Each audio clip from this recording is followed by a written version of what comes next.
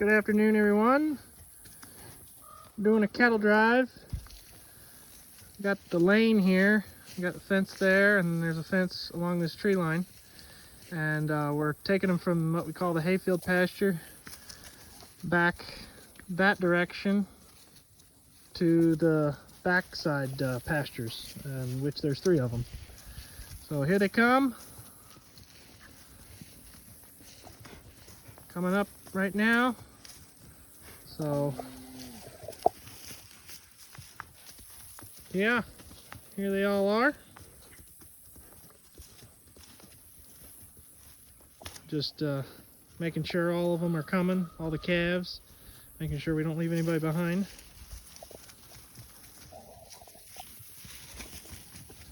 And they're going back that way. So this lane goes all the way to a gate into the next pasture, so it makes this move really easy. So anyway, all the cattle are doing good.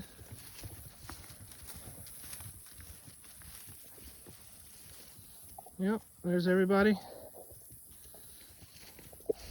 Last of them coming up the hill. So anyway, just wanted to show everyone this, doing the cattle move.